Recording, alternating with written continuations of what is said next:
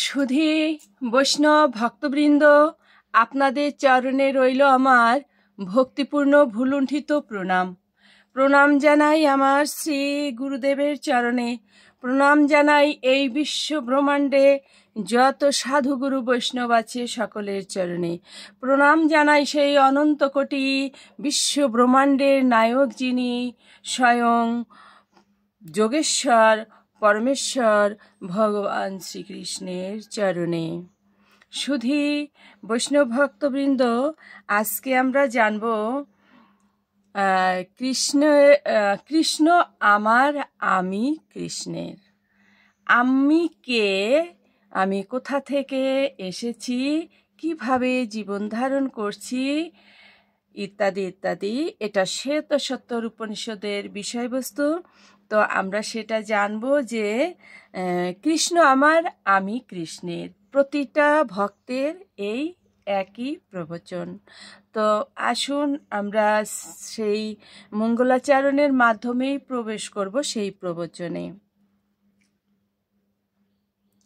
অজ্ঞানতিমিরান্ধস্য জ্ঞানাঞ্জন শলাকয়া চক্ষুরুন্মীলিतं যেন তস্मै শ্রী গুরুবে নমঃ। শ্রীচৈতন্য মানভীষ্ট স্থাপিतं যেন ভূতলে স্বয়ং রূপকদাময়ং দদাতি সপদান্তিকম। বন্দেऽহং শ্রীগুরু শ্রীতপাদকমলং শ্রীগুরুন বৈষ্ণবং চ শ্রীরূপং সাগ্রজাতং সহগণো রঘুনাথং বিতং তং সজীবং সাদয়িতং সবিধূতং পরিজন সহিতং কৃষ্ণ চৈতন্য দেবং শ্রী রাধা কৃষ্ণ পদং সহগণ ললিতং শ্রী বিশাখান্বিতং চ। নমো অয়ং বিষ্ণুপাদায় কৃষ্ণপৃষ্ঠায় ভূতলে শ্রীমতে মহানমঃ স্বামিনীতে নমামি। বাঞ্ছাকল্পতরুভ্যশ্চ কৃপা সিন্ধুভ্যেব চ পতিতানাং পাবনেভ্যো বৈষ্ণবেভ্যো নমো নমো। গুরু কৃপা হি কেবলামি, গুরু কৃপা হি কেবলামি, গুরু কৃপা হি কেবলম। ওম বন্দে ব্রহ্ম শিবরাত্রং পঞ্চতত্ত্বশ্রী হরিপুরুষং বন্দে শ্রী জগদ্বন্ধু সুন্দরম। ওম হে কৃষ্ণ করুণা সিন্ধু দীনবন্ধু জগৎপতে গোপেশ গোপিকা কান্ত রাধাকান্ত নমস্তুতে। কৃষ্ণায় বাসুদেবায় হরয়ে পরমাত্মনে প্রণত ক্লেশনাশায় গোবিন্দায় নমো নমঃ। তপ্ত কাঞ্চন গৌরাঙ্গিনী রাধে বৃন্দাবনেশ্বরী বৃষভানু সুতং দেবে প্রণমামি হরি প্রিয়ে। ওম নমো ব্রহ্মণদেবায় গো ব্রাহ্মণ হিতায় চ জগদ্ধায় কৃষ্ণায় গোবিন্দায় নমো নমো। ওম নমো ব্রহ্মণদেবায় গো ব্রাহ্মণ হিতায় চ জগদ্ধায় কৃষ্ণায় গোবিন্দায় নমো নমো। ওম বৃন্দাবৈ তুলসী দেবৈ প্রিয়াৈ কেশবস্য চ বিষ্ণু ভক্তি প্রদে দেবী শতবতৈ নমো নমঃ। জয় জয় শ্রীকৃষ্ণ চৈতন্য প্রভু নিত্যানন্দ, শ্রী অদ্বৈত গদাধর শিবাসাদি গৌর ভক্তবৃন্দ। হরে কৃষ্ণ কৃষ্ণ কৃষ্ণ হরে হরে, হরে রাম রাম রাম হরে হরে, হরে কৃষ্ণ কৃষ্ণ কৃষ্ণ হরে হরে, হরে রাম রাম রাম হরে হরে।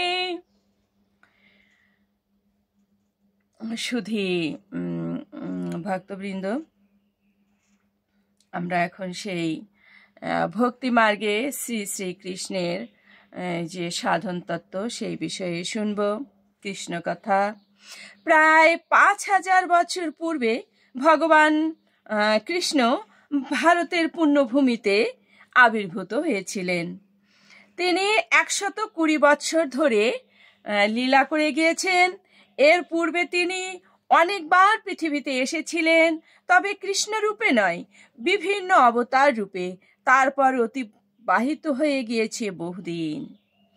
কলির বদ্ধজীবের মুক্তির জন্য নদিয়ার বুকে অবতীর্ণ হলেন শ্রী চৈতন্য মহাপ্রভু। পুরীধামে জগন্নাথ দেবকে দর্শন করে তিনি হয়ে উঠেছিলেন ব্যাকুল। জীবনের শেষ 12টা বছর অবস্থান করেছিলেন সেখানে। তীর্থশ্রেষ্ঠ নীলমাধবের আশ্রয়স্থল। তীর্থাভিমুখে ভারতবাসীর পরম আকর্ষণের কেন্দ্র এই জগন্নাথ ক্ষেত্র। উর্মিভঙ্গে চাঞ্চল্যকর সাগরবেলা আর চক্রশোভিত গগনচুম্বী মন্দির শিখর বহুদূর থেকে ভক্তদের জানায় আহ্বান, প্রাণে আনে নবীন উন্মাদনা।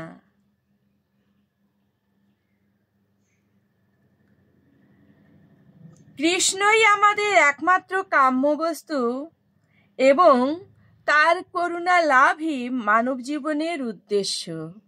যাকে পেলে সব পাওয়া যায়, যাকে লাভ করলে জীবনে কোনো দুঃখ থাকে না, ভাবনা অশান্তি আর মোহ যায় কেটে, তাকে ভুলেই তো আমাদের জীবনে এত অশান্তি। কিন্তু কিছু কিছু মানুষ আছেন যারা বলেন কৃষ্ণ তো মাত্র একটি ব্যক্তি সত্তা মাত্র, তিনি তো মানুষ ছিলেন, জন্মগ্রহণ করেছিলেন। পরম দয়াল কৃষ্ণ স্বয়ং ঈশ্বর হয়েও সাধুদিগের পরিত্রাণের জন্য, দুষ্কৃতকারীদের বিনাশের নিমিত্তে, আবার ধর্মকে প্রতিষ্ঠার জন্য যুগে যুগে বিভিন্ন রূপ ধরে অবতীর্ণ হয়েছিলেন। তাহলে এই যে কিছু মানুষের বক্তব্য যে তিনি একটি ব্যক্তি সত্তা মাত্র, তিনি তো মানুষ, তাহলে এখানে বলতে হয় মানুষ তো বটেই, তবে অতি মানুষ। তিনি পরমেশ্বর, তাই না হলে তিনি সাধুদিগের পরিত্রাণ ও ধর্মকে সংস্থাপনের জন্য 3টি কারণের জন্য তিনি পৃথিবীতে অবতার রূপে আসেন। সেটা হচ্ছে কি, এক হচ্ছে সাধুদিগের পরিত্রাণ, আর এক হচ্ছে দুষ্কৃতকারীদের বিনাশ, আর এক হচ্ছে ধর্মকে প্রতিষ্ঠা। তাই তো বারে বারে করে আমরা শ্রীমদ্ ভগবত গীতার সেই শ্লোকে পেয়ে যাই, 4th অধ্যায়ের 7-8 নং শ্লোক, यदा यदा हि धर्मस्य ग्लानिर्भवति भारत अभ्युत्थानमधर्मस्य तदात्मानं सृजाम्यहं परित्राणाय साधूनां विनाशाय च दुष्कृतं धर्म संस्थापनार्थाय सम्भवामि योगे योगे। তবে তার নরলীলার চরমতম বিকাশ ঘটেছিল শ্রী বৃন্দাবনে। বৃন্দাবনের নন্দ গোপগৃহ, গোচারণ ভূমি, যমুনা পুলিন ও মাধবী বিতান তার লীলা তরঙ্গে হয়েছিল প্লাবিত। ব্রজের পশু পাখি, তরুলতা, গোপীগণ কালিন্দী, যমুনা, গিরি, গোবর্ধন, জড় অচেতন সকলেই সেই নররূপী শ্রীকৃষ্ণের চরণে আত্ম উৎসর্গ করে ধন্য হয়েছিলেন। মধুর থেকে মধুর, তা থেকেও সুমধুর তার সেই নরলীলা।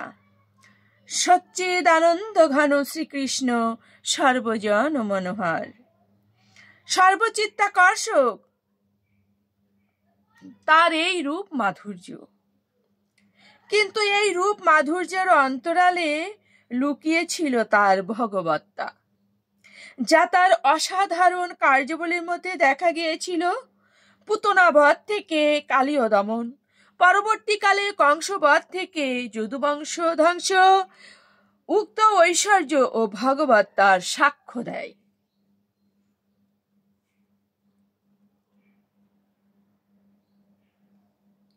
কিন্তু এই যে মূর্খ মানবেরা, তারা এই দিকটাকে লক্ষ্য না করে তারা এমনি ভাবেই লক্ষ্য করেন যে শ্রীকৃষ্ণ তো একটি সাধারণ মানুষ মাত্র।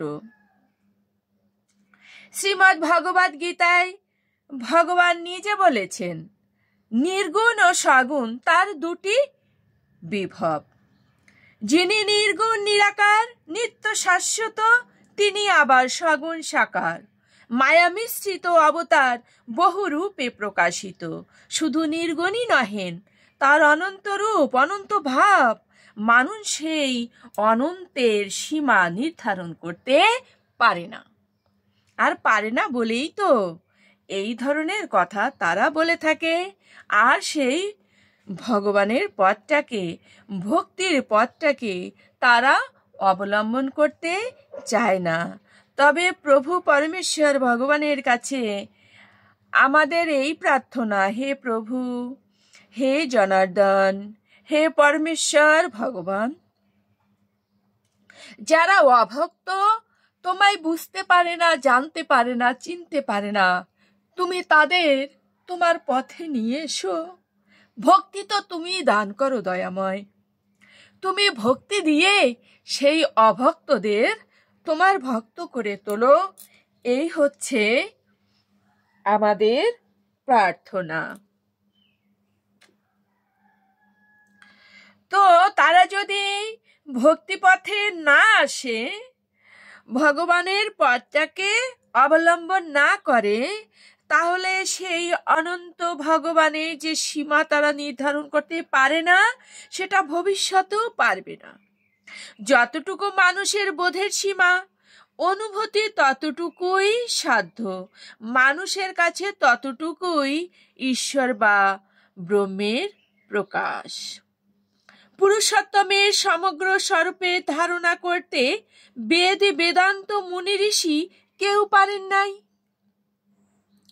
তথাপি ভক্তের, সাধকের মন মানে না।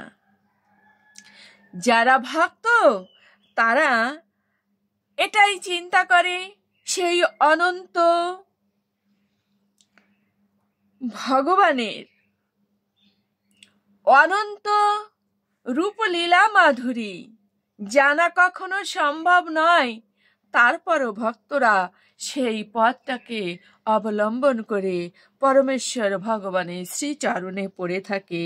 প্রভু তুমি জ্ঞান দাও, প্রভু তুমি ভক্তি দাও, প্রভু তুমি আমায় তোমার ভক্ত করো। পরম পুরুষ রূপে বিশ্বে দিয়ে গেলেন ভগবান তার আপন পরিচয়।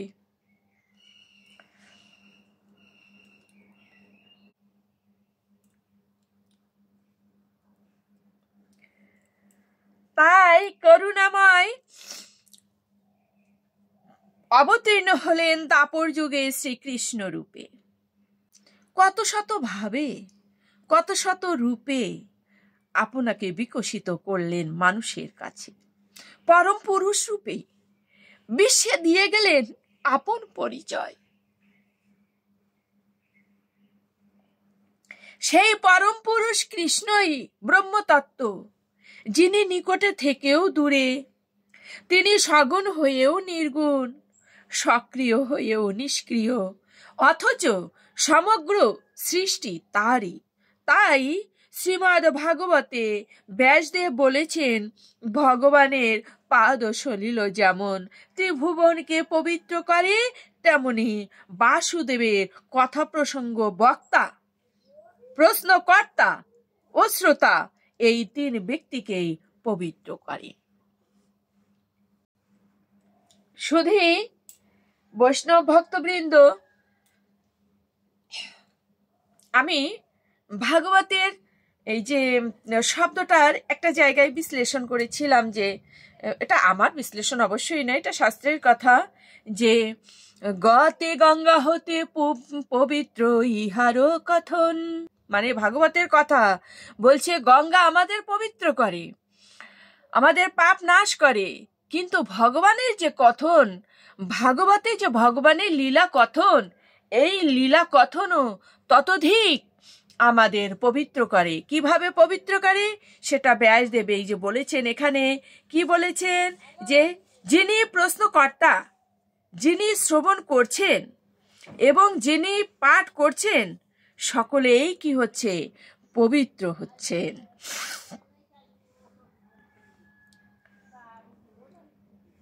শ্রীমদ্ ভাগবতে ব্যাসদেব বলেছেন ভগবানের পাদ সলিল, পাদ সলিল বলতে গঙ্গা মাইকে বুঝিয়েছে।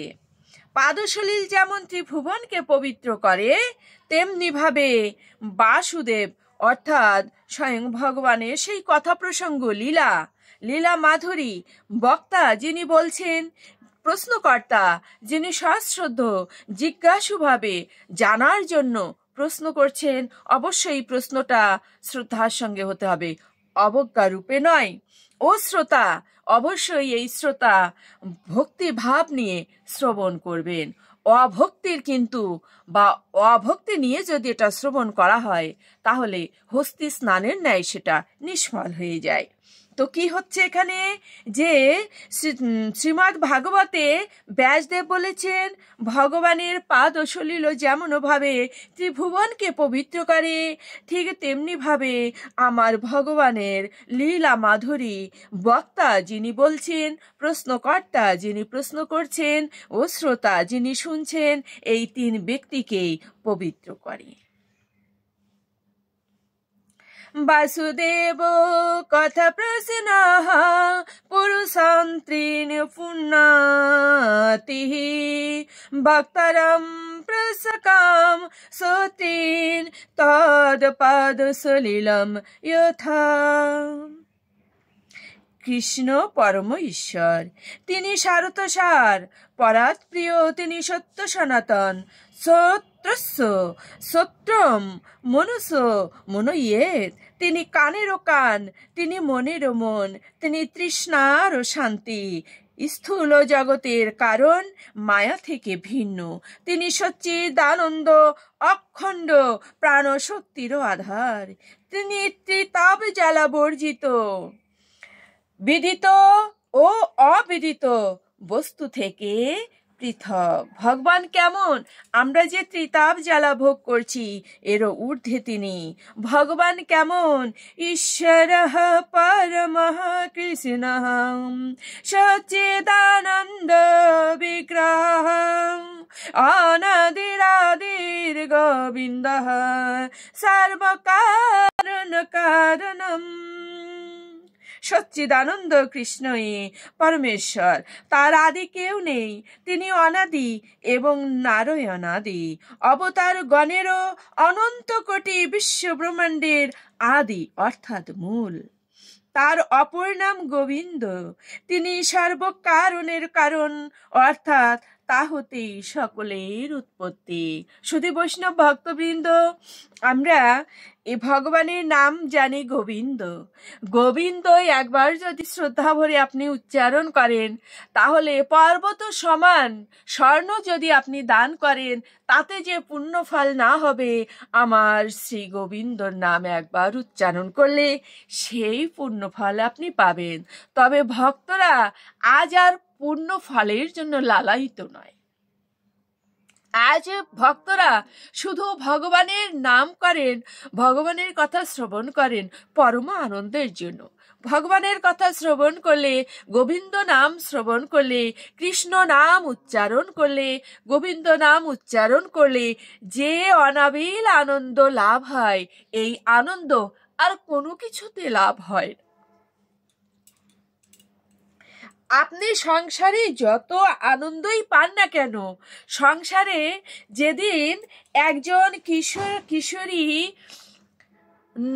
নব যৌবন লাভ করে, তখন সে কি করে, তার বন্ধু এবং বান্ধবীকে খুঁজে পায়, মনে ভাবে জীবনে হয়তো এটাই আনন্দ। যখনই বিবাহ করে, সংসার করে, মনে ভাবে এই যে এক আনন্দ। যখন প্রথম সন্তান লাভ করে, মা এবং বাবা ডাক শোনে, মনে ভাবে সংসারে হচ্ছে এই পরম আনন্দ।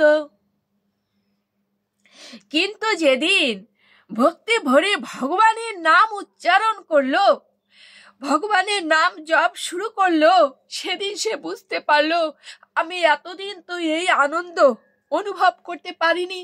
এই আনন্দ হচ্ছে সর্ব আনন্দেরও আনন্দ, অর্থাৎ এই আনন্দের উপরে আর আনন্দ নাই।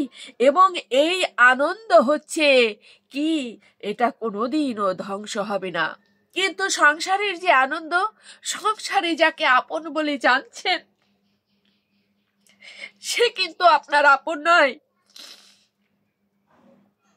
আমার আমার আমার আমার করছি, আমাদের সংসারে একটাই, সে হচ্ছে আমি আর আমার। শ্রীমদ্ ভগবদ গীতাতে বারবার করে ভগবান এটাই বলেছেন, আমিত্বকে ভুলে যাও। আমি এবং আমার এ কথাটা আমরা যতক্ষণ ভুলতে না পারবো, ততক্ষণ আমরা সেই পরম আনন্দ পাবো না। যাকে আমার আমার বলছেন, যে সন্তানকে আপন বলে সারাটা জীবন অক্লান্ত পরিশ্রম করছেন, একদিন দেখবেন সেই সন্তান, সেই আপনজন আপনাকে ভুলে গিয়েছে। তাহলে প্রশ্ন, আমার আপন বলতে কি কেউ নেই?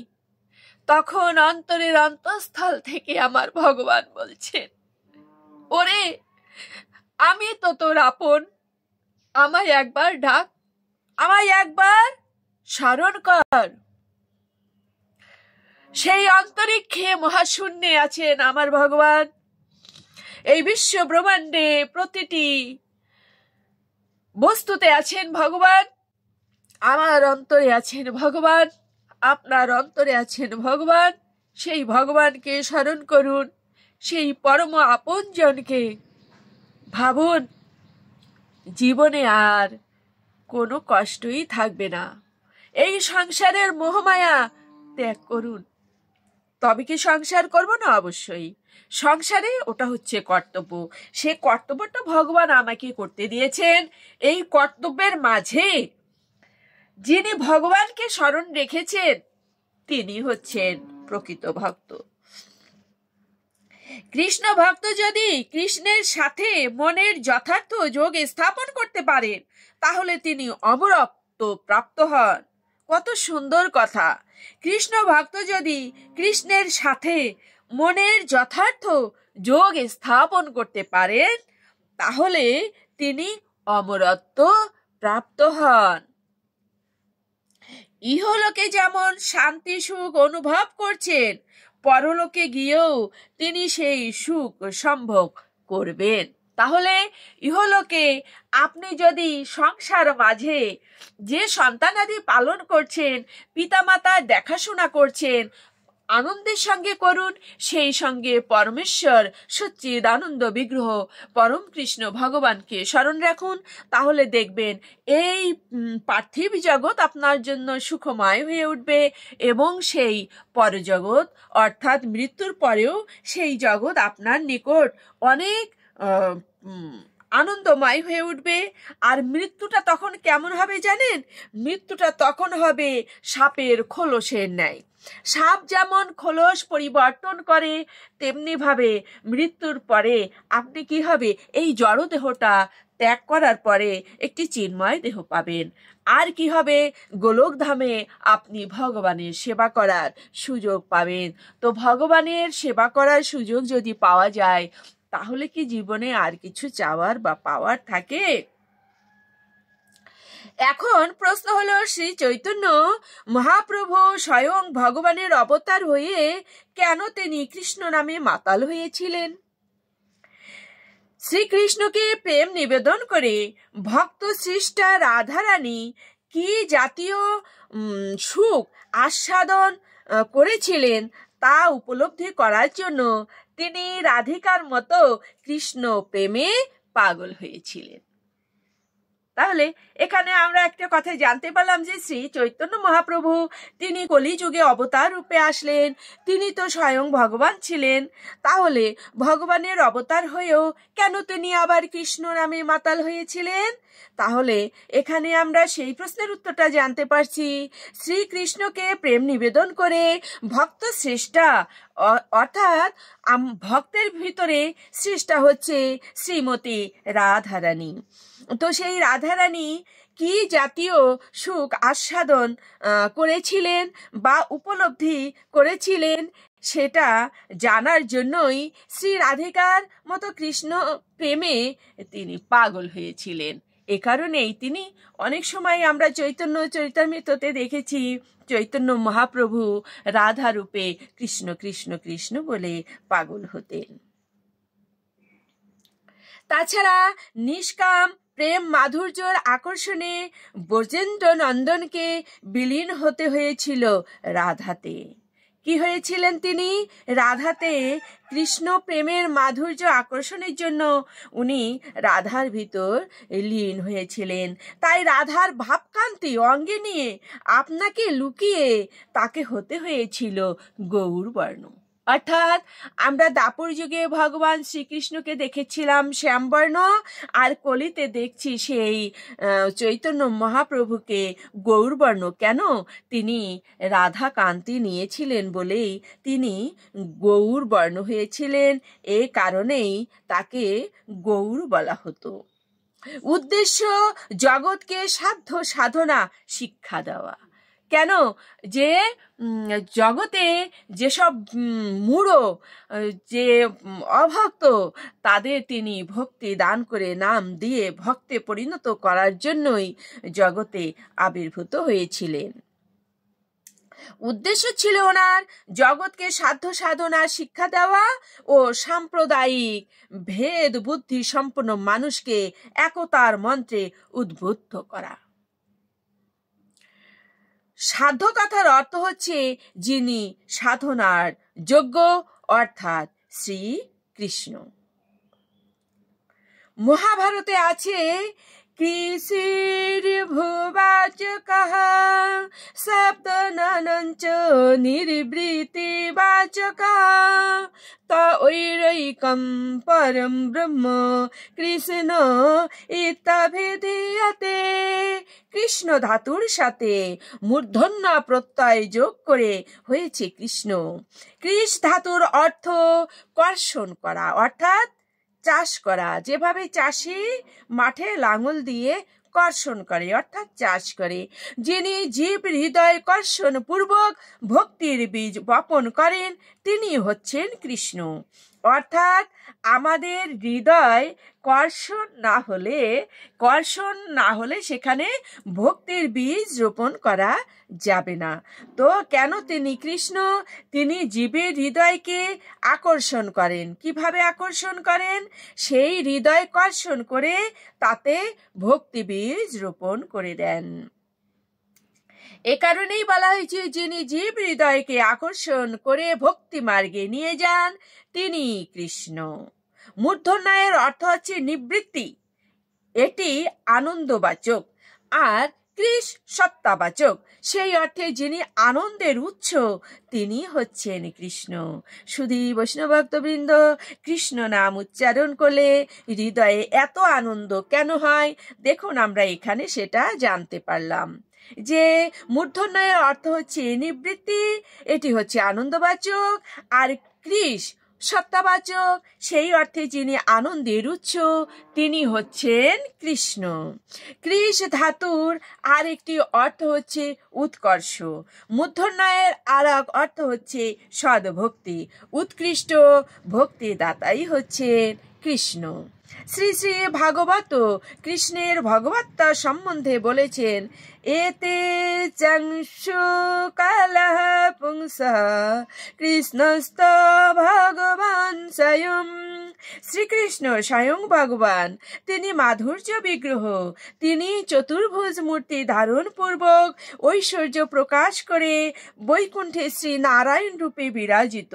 নারায়ণ শ্রীকৃষ্ণের বিলাস মূর্তি।